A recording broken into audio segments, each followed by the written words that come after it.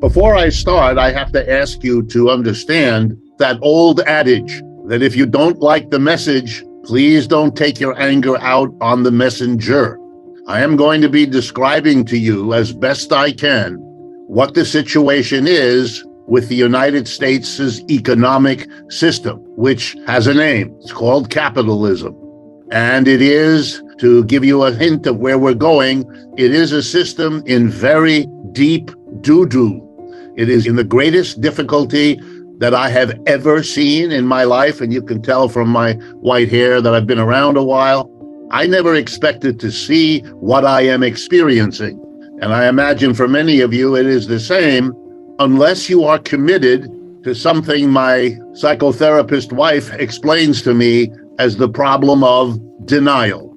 Not a river in Egypt, but an inability to confront what it is that's going on, because it's frightening. It's a very human thing to do. It's like a little child who puts his or her hands in front of her face when there's a scary dog in the neighborhood, because she still imagines at age 3 that if you don't see it, it isn't there.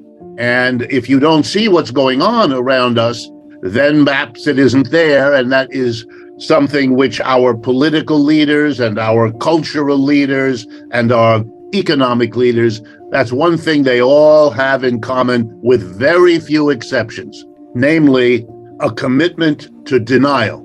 So my presentation today is going to try to break through all the mechanisms of denial that surround us in order to tell you what I think is going on. I'm not infallible. I make mistakes like everybody else, but this is the fruit of a lifetime of observing U.S. capitalism, which I was born in the United States in Youngstown, Ohio. I've lived and worked here all my life. I have never seen anything like the situation we are in now.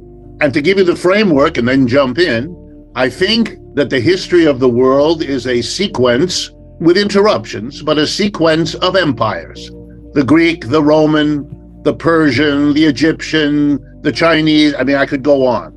And they all have something in common. They are born usually out of the demise of another empire. They evolve and change over a period of time, running from a few decades to a few centuries, and then they die. They pass away. The most recent one, perhaps the most and best studied, was the British Empire, which, depending on how you want to count, goes from around the 16th century to the end of the 19th, more or less. So 3 or 4 centuries, depending on how you count. And out of the disintegration of the British Empire, literally punctuated by the war, the Independence War that swirled around Boston, right where you are, a part of that empire broke away. And in an important lesson, the empire denied that this was building, even though it was building across the entirety of the 18th century. Denied it. And then in 1776, the denial blew up in its face as the colonists here in this part of the British Empire, by the way, a relatively small, relatively unimportant part of the empire, wanted its independence. And a war was fought, which, to the surprise and chagrin of the British Empire and George III sitting on his throne in England, the British lost. Not to be forgetful, let me remind you that in 1812, they tried again, and they lost again. And with that, set in motion the disintegration of the British Empire, which ended in World War I. Out of it emerged the American Empire. American capitalism across the 19th century resolved certain key internal contradictions holding them back, most notably the bizarre coexistence in this country of a capitalist Northeast and Midwest and a slave South. That was resolved by the willful destruction of slavery by the capitalists. Remember, the Civil War is the expropriation without compensation of the single most important wealth of the South in this country, the slave. The slave was emancipated and thereby the white master impoverished. A very stark disregard for the sanctity of private property. And capitalism having destroyed its competitor with enormous violence, took off. Starting in 1870, the United States capitalism had a century of economic growth. The most amazing thing is if you look at the statistics, crude as they are, especially in the early years, the United States grew uninterruptedly for that century, roughly 1870s to the 1970s. Every decade, real wages of workers were higher than the decade before, even across the Great Depression. Profits grew even faster. So you had this bizarre situation, quite rare in the world, of a capitalism that was able to give rising profits to its capitalists and rising wages to the mass of its workers, with, of course, the exception of those workers with the bad luck to not have been born white. Very important that they sink in. Why? Because if you do something like this, if you have a century of economic growth under an economic system like capitalism, it isn't so surprising that you think of the United States as exceptional, because in that regard, it was. If you're religious, perhaps you think God likes Americans better than he or she likes other people. If you're not religious, you will attribute it to who knows what. Entrepreneurship, my professors used to like to say, whatever in the world that's supposed to be. But it was exceptional. And Americans, whatever their other orientations, took on the notion that we live in an exceptional place, and they then really ran with that ball and began to imagine that this exceptionality was somehow inherent, and so it would last forever. It was upward and onward, the American economy, and it would carry our culture around the world to become the world's culture. Our political system would be the model. Our military would push away those backward people who wanted to resist. It became, and I use this word carefully, crazy. And of course, when the signs began to emerge that this empire, the United States empire, after 100-year rise up, was beginning to show the signs of decline, of peaking, of breaking, it's not surprising that the leaders of such a system with such a history would be deep into denying what had happened, not seeing what was exploding around them. Over the last few days, Americans have been confronted yet again with the level of violence committed every day somewhere in this country by the police against the citizens. And again, there are people who want to blame it on this or that particular policeman or woman, who will not see that this is a social phenomena. It has been going on for a long time, and it is getting worse. It's the same issue. It's the same denial.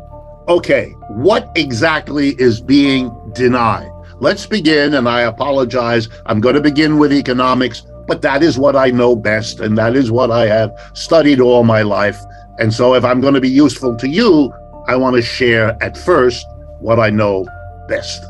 Over the last 40 years, roughly 1980 to now, we have seen, and all economists of all political persuasions understand this and see it. We all use basically the same numbers, and with a few exceptions, of course, always we come to the same conclusion. Over the last 40 years, there has been a radical redistribution of wealth from the bottom and the middle to the top.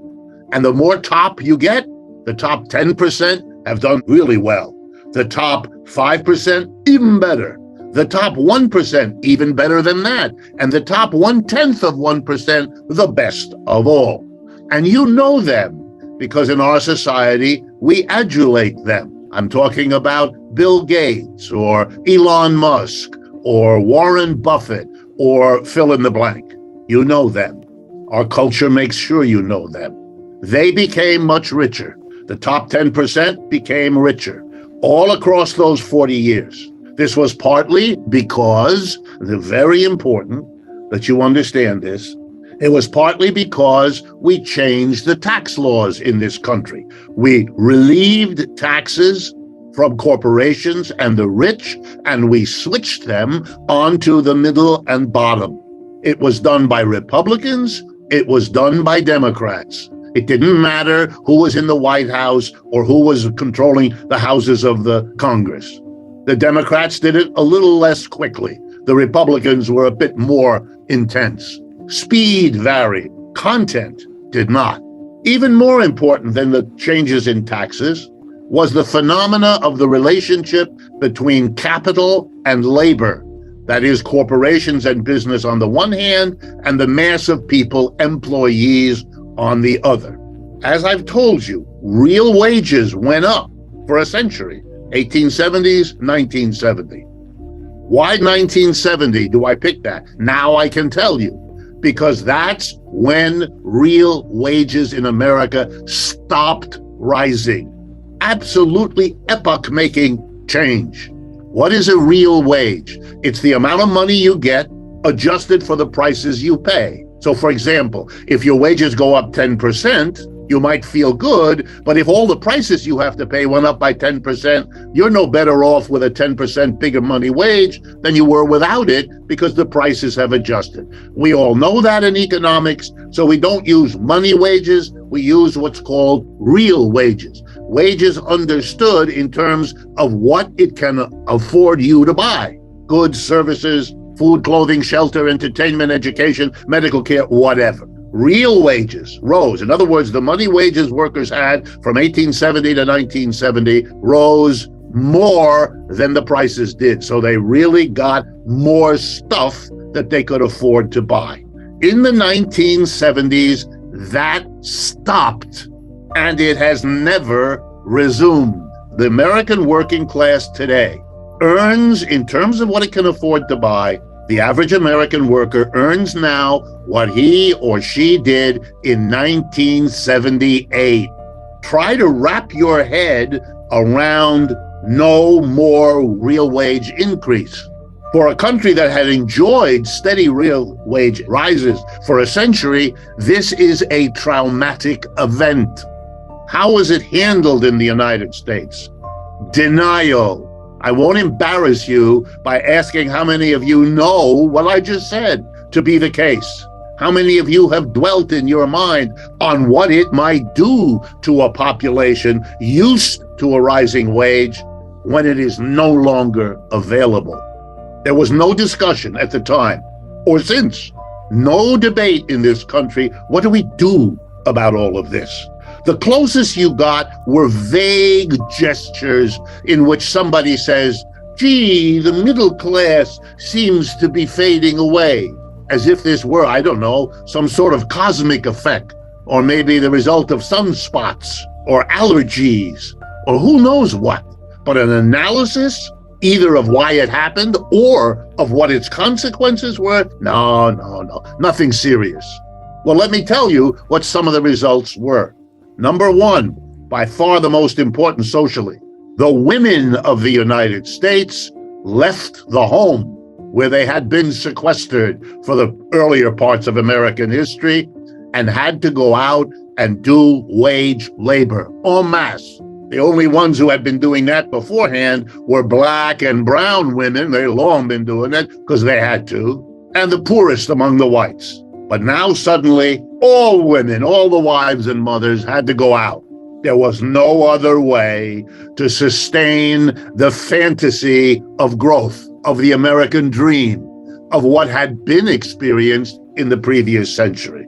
The second most important effect, Americans began to realize that the only way they could participate in further growth of consumption, the way they had been led to believe was somehow inherent in the American experience, besides sending their wives out to work, besides following a career as a worker in a factory, you could now go back to work and be a greeter at Walmart's. But beside that, you could borrow money In the 1970s, the banks of the United States decided that the consumer, to whom they had never lent money before, they would now lend money to. In other words, the credit card, which until then had been American Express in the hands of rich people and businessmen, would now become socialized. Everybody's wallet would be crammed full of plastic cards.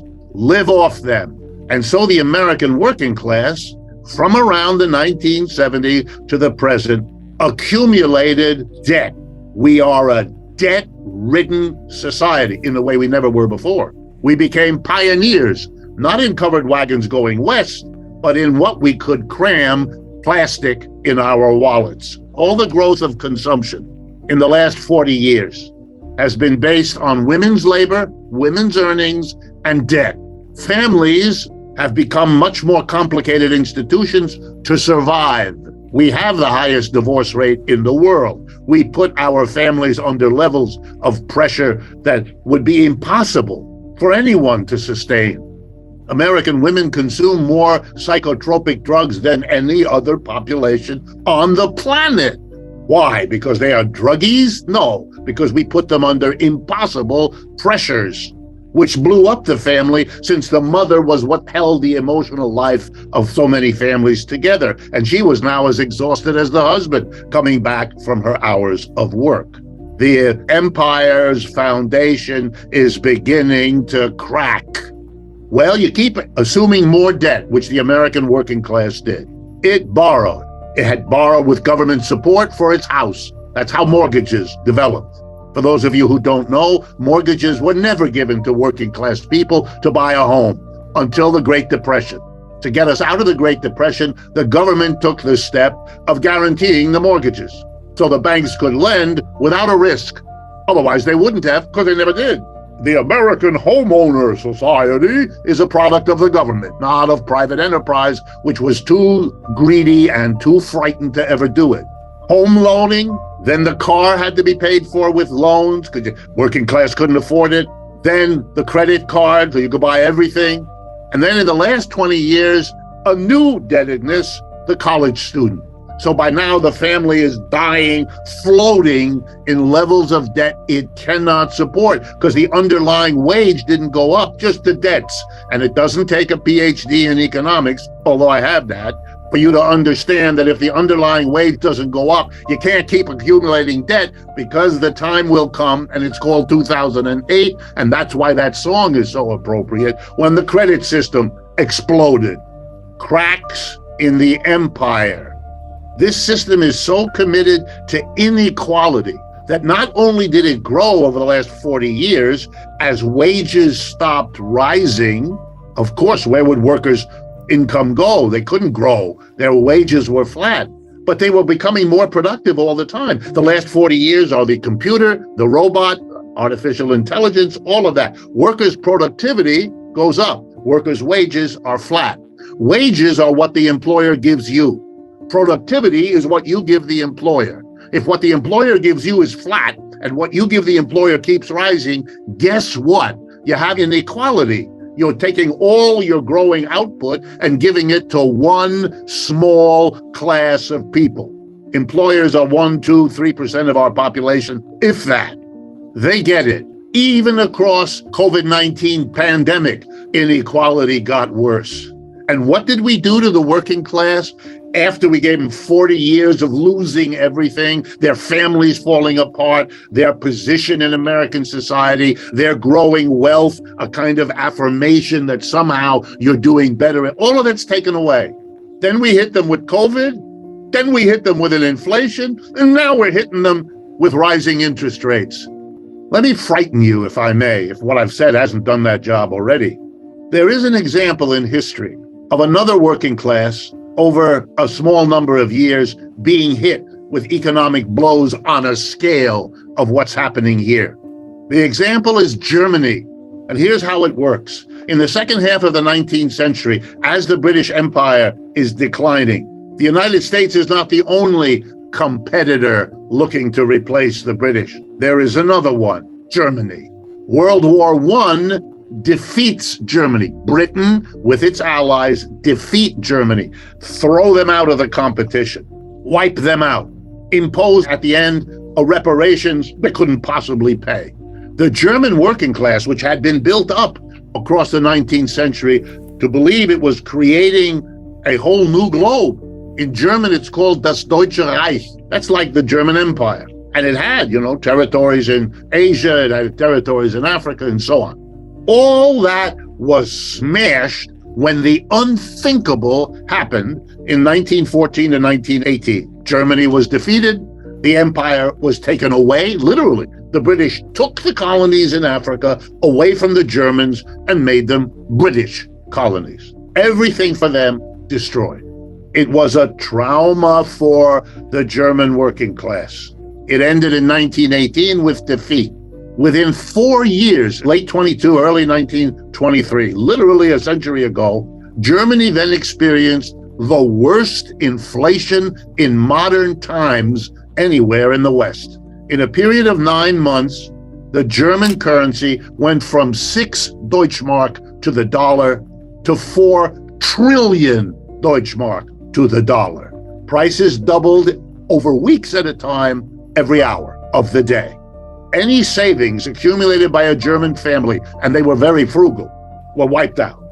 6 generations saving money, had enough money put away to buy a quarter pound of butter. They were done.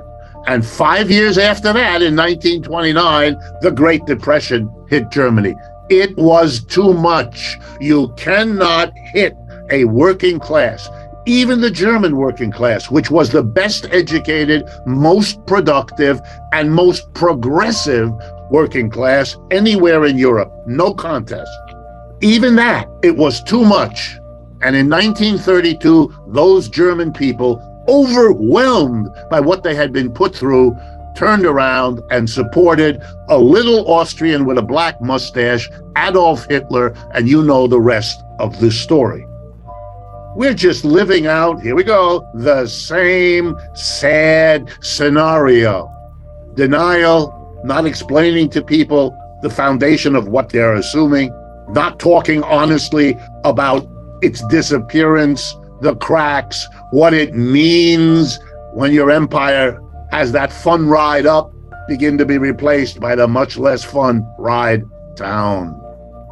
We're in very deep trouble. For the last half century, we have benefited enormously by the fact that there's one international currency, money. It's the US dollar.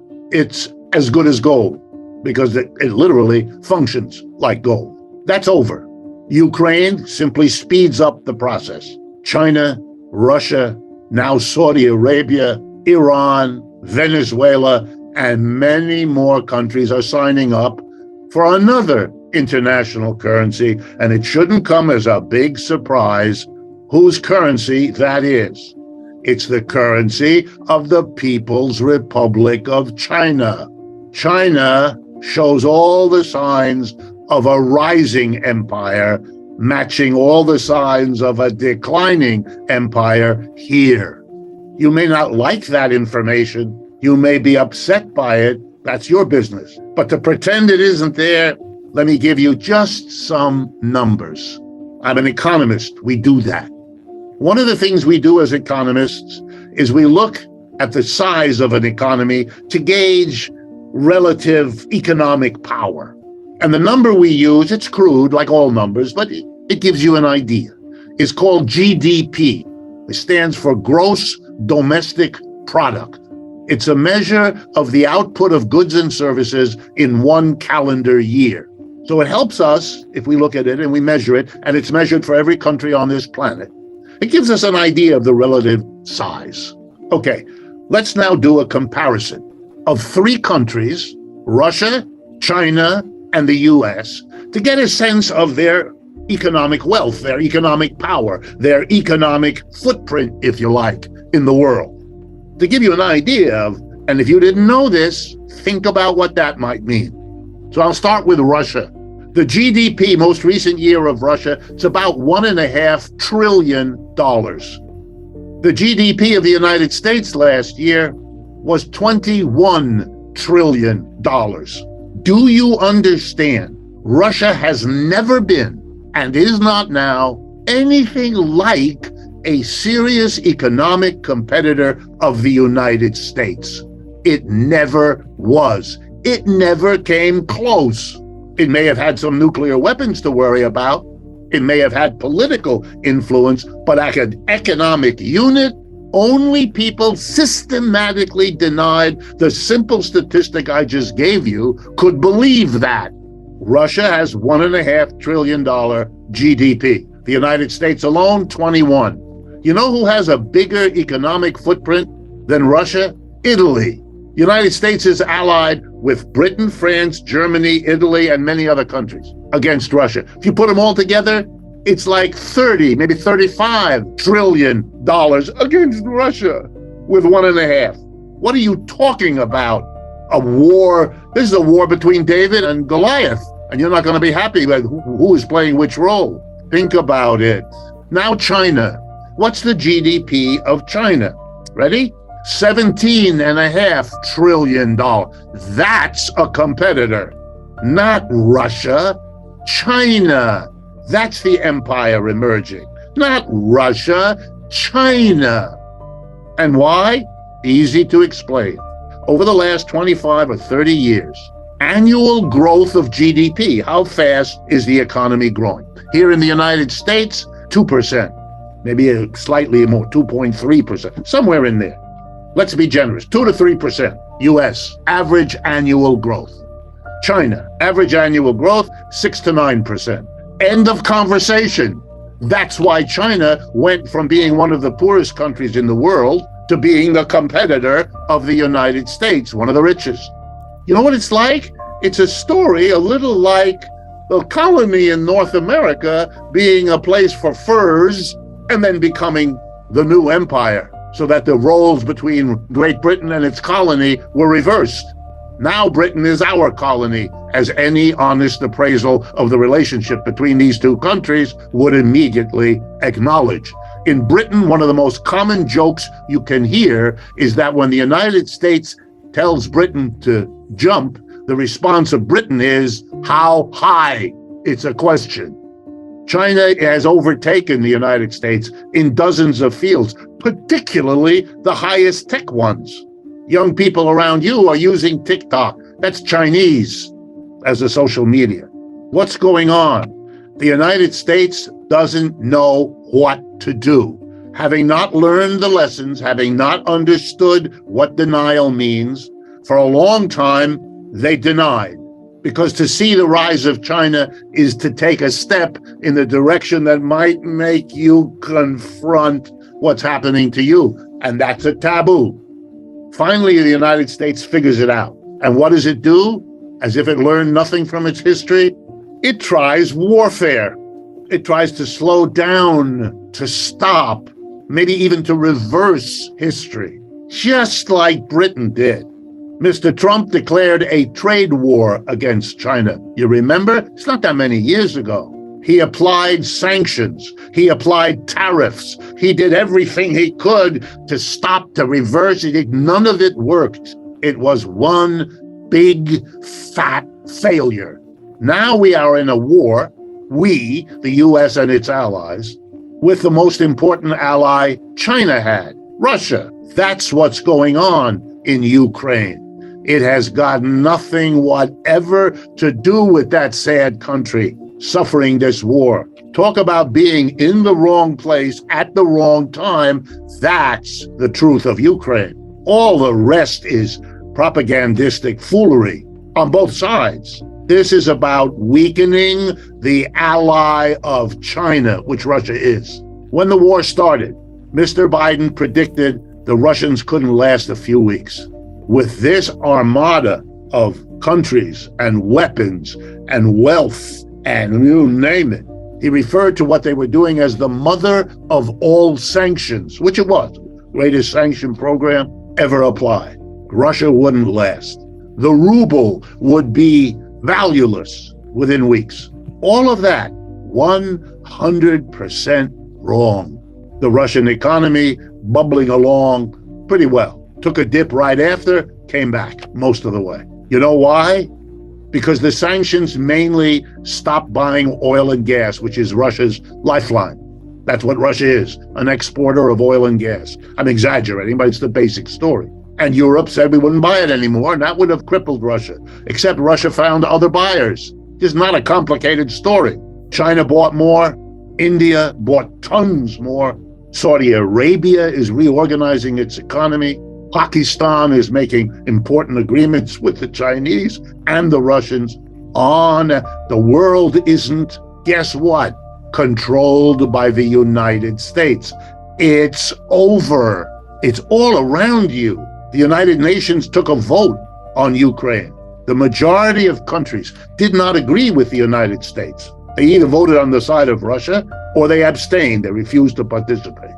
It's over, but you live in an environment which needs to deny it. The divisions in our society become worse with each passing day because they're grounded in a reality that isn't changing. Inequality, as I'm speaking to you, is continuing to get worse. Corporations are working as hard as they ever did to pay no taxes. The mass of people are suffering on a scale that is unspeakable. The inflation we're still at, prices are going up roughly twice as fast as wages. That's a destruction of the working class. Prices are going up twice the rate of wages. This is impossible. You can't do this without explosions. Now, the explosions are happening in our country. So they explode how? By taking it out on one another. Crime, bitterness, resentment, a politics of scapegoating. I mean, how else explain preposterous notions that become serious? This is a country, United States, of 30 million people. The biggest estimate I've ever seen of undocumented immigrants in our country says 10 million. Okay, there's no way 10 million of the poorest people there are, immigrants from Central America, are the cause of the difficulties of a capitalist economy of 330 million people. That's silly. That's on a level, that an elementary school kindergarten kid wouldn't come up with something as off the chart as that. You're desperate. I understand that. You've been suffering. You have. You have a right to be angry and upset. No question. You do. You have been screwed in this system, having been led to believe by those 100 years that the opposite was waiting in store for you. Instead, you're being slapped and whacked and deprived with no end in sight. I teach at the university. I'm surrounded all the time with people in 18, 19, into their 20s. They are not happy, this generation. They don't see good jobs. They don't see good futures. They don't see any of it. They were led by their parents and this culture to expect what they now know they're not going to get. And they want some answers too. The most recent Gallup poll indicates that a majority of Americans polled randomly, 35 years of age and younger, when asked, would you rather live in a capitalist or a socialist economy? The majority say socialist. After half a century of ideological pressure against everything socialist that I grew up in, I'm a product of that. This is amazing that the point of view could be twisted like this. And when you talk to students, as I do about this all the time, I quickly learn the polling is correct. But it's not that they like socialism. They haven't a clue what it is. Those votes, that polling, is because they are angry at capitalism. They know that that system is not for them. Socialism, let's try that. But it's not that they like socialism. It's that they don't like capitalism. But that has to be faced. I'm not making these numbers up. You can't come away from what I've just said with an imagination that all is well in this empire. But I'm not done. Now we're blaming Russia. What? Russia invaded. I've been a victim of war in my own family, in my own life. I'm against war. War's no way to solve problems. The Russians could have done something else, should have done something else. I get that. But like with every war, you have to ask, why did it come to this?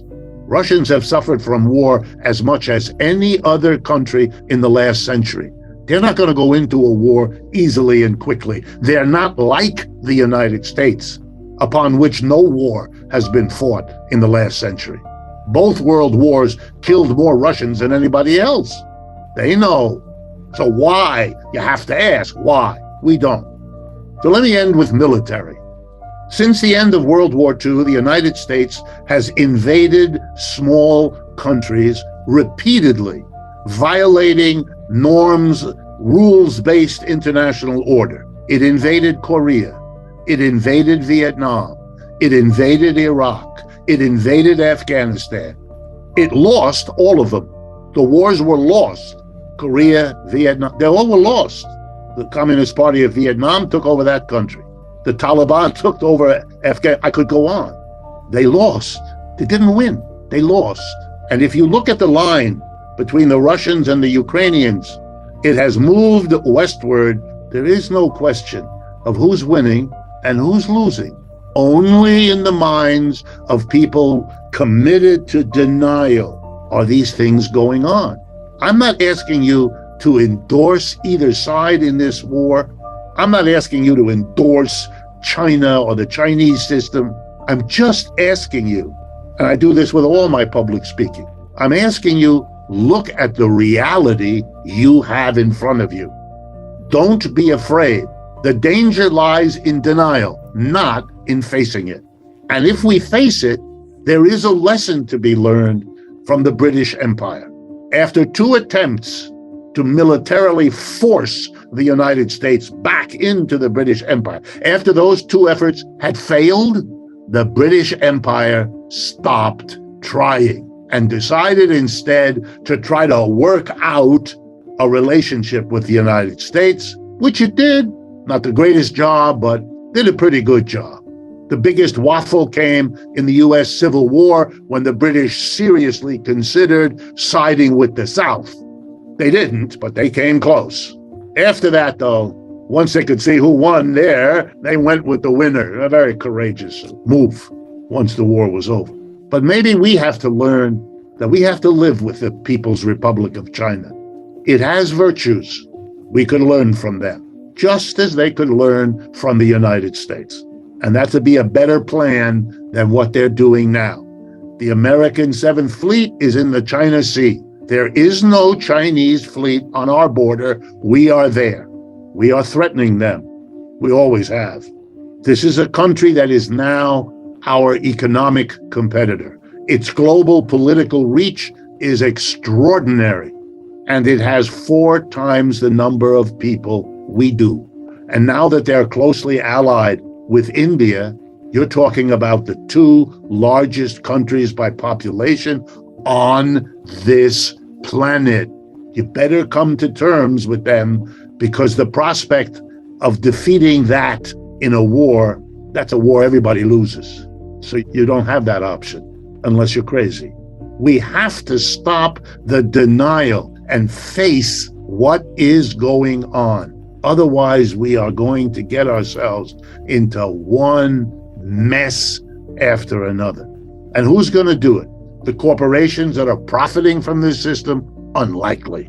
The rich who have become richer for 40 years, are they likely to question a system that has rewarded them that way? Unlikely.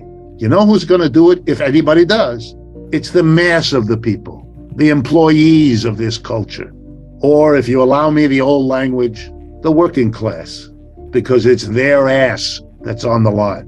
They're the soldiers and they're the taxpayers who keep the system going. And that's probably why denial has won over honest confrontation with our reality. Marx once said that the capitalist class will in the end destroy itself. The question for all of us and all of you is, will we let that system take us down with it? You know why Americans celebrate the pickup truck? Why every he-man has a pickup truck? Because it's a symbol of masculinity? Not at all. You had to train the American buffoon to want that truck. You know why? Because the profit margin on the truck is way better than the profit margin on a car. And why? Because of the tariff. A tariff was attached to the pickup truck. A big one, 25%. Compared to all the other sedan, 2.5%. That tariff has been in effect for half a century.